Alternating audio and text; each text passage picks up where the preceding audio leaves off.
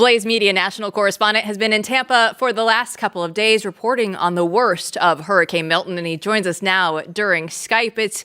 It's Julio Rosas. Everybody knows what Julio has been just in the middle of all of these hurricanes. So what have you been doing in Tampa, Julio?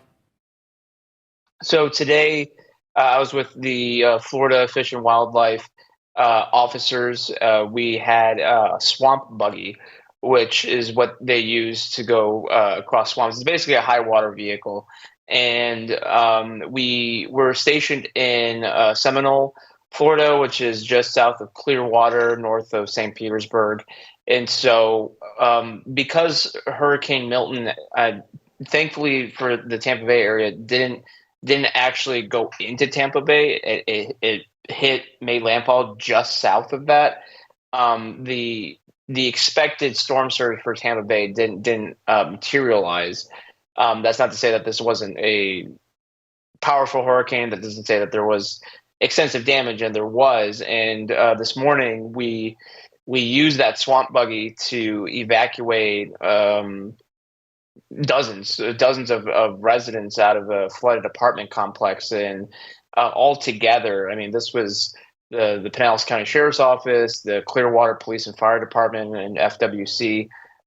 They, over the course of around 5 hours, they evacuated 450 people out of that apartment complex. And that was unique because it wasn't in a mandatory evacuation zone. When Hurricane Helene passed through the area, they did not experience any flooding back then. So I think that's why a lot of people thought that they were fine and secure.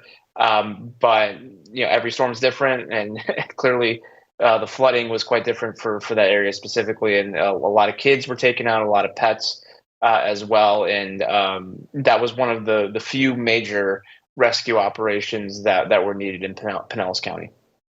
That's amazing, and that footage that we just saw is from your trip, right? We're going to be yes, that's correct. If you can find that online soon, if you can already, right? If it's not already out, right? So tell us a little bit about last night, though, because where were you actually when it hit? Were you in the thick of it, or were you a little bit removed? No, we were. So Seminole, the city of Seminole is on the peninsula of Tampa Bay. So again, we didn't get.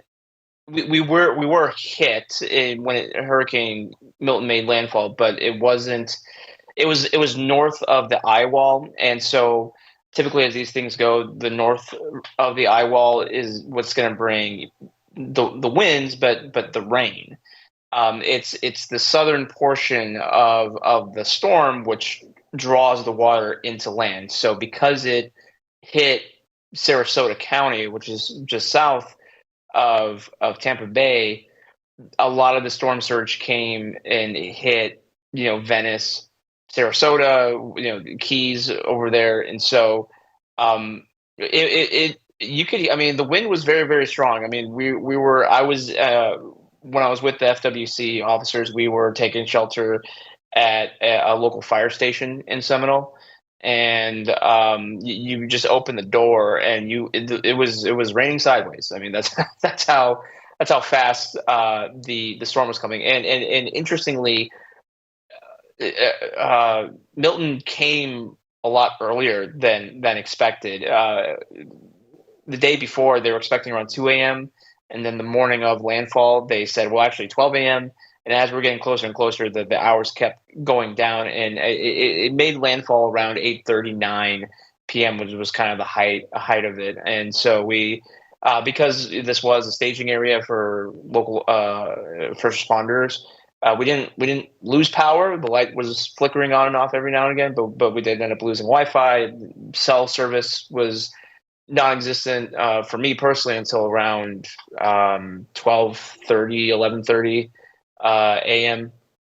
Today. And so again, even though this wasn't the worst case scenario for the Tampa Bay area, it was obviously a very, very powerful storm, and it was interesting seeing there were still people driving at 8 p.m. Not too many, but we were kind of thinking first responders aren't really allowed to be out there when the winds are over 50 miles per hour. And so at that point, it was like close to 100. So you're just having to think, where are they going? And hopefully wherever they're going, they're getting somewhere safe. But I mean, that's what happens in storms. This is where they would say online, the Florida man is still going to be the Florida man.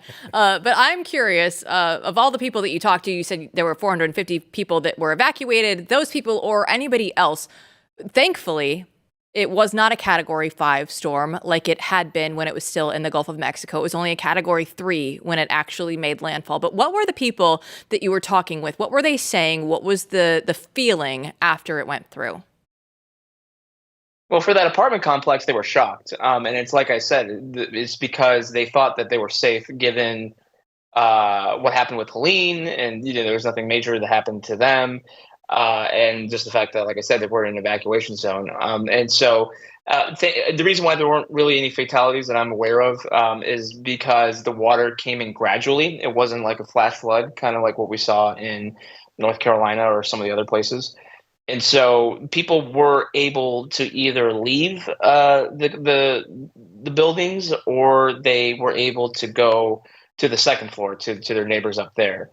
And so it was just a shock. They were obviously very thankful that we that we came up in this high water vehicle to take them out and take their pets with them.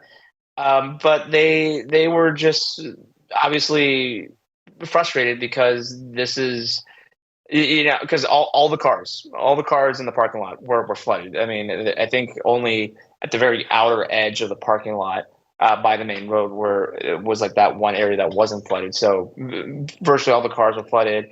First floor, I mean, the highest depth that I'm aware of was probably about 8 feet. So all the first floor units were, they're gonna have to be totally gutted out and changed and remodeled. So it's just, it was just a very shocking time for them. But obviously they were grateful that they were being ferried away from there from the time being. We've been in a few hurricane zones lately. Talk to us a little bit. Give us a little compare and contrast of the differences, if any, in response and what you've experienced being in both areas. Yeah, I mean, so I would say, I mean, and obviously it's to a certain extent, but Florida is a little bit easier to respond to hurricanes as opposed to North Carolina, just because Florida's flat, right? So that you can access those areas that need help either by air or by boat or by a swamp buggy. But North Carolina, the reason why it's been so hard for people to get the help that they need is because there's only one road to their town or to their house, and when miles of it is gone because it got washed out, that's obviously going to take a long time for things to go back to normal. And that's not to say that for this area experiencing hurricanes back to back, I'm not saying it's going to just be super easy to get over. No, but there is an advantage when Florida has competent leadership. Number one. They have experience dealing with this for as long as Florida has been a thing, but also just the fact that there are multiple modes of transportation that first responders and helpers and supply deliveries are able to use, as opposed to North Carolina, where it's either by helicopter or it's on foot, which takes a long time. So that's the advantage that Florida has. Again, that's not to say that every hurricane therefore is easy. I mean, there were still miles. There were still miles of debris from Hurricane Helene that hadn't been picked up when Milton made landfall, and obviously the state did everything it could to get as much of it off the street and into dumps as fast as possible. But there was just no way that they were going to be able to take all that within 8 days, right? So it's we'll see what happens in the Atlantic Ocean. We'll see what happens in the tropics because hurricane season is not over yet. I mean, we still got a little bit less than a month left of it, and there's still some systems that could in the next couple of weeks produce something. That's not to say it's a hurricane, but that just shows getting hit back to back is not obviously a good thing and not something that Florida wants to go through. But there are ways to mitigate the worst case scenarios.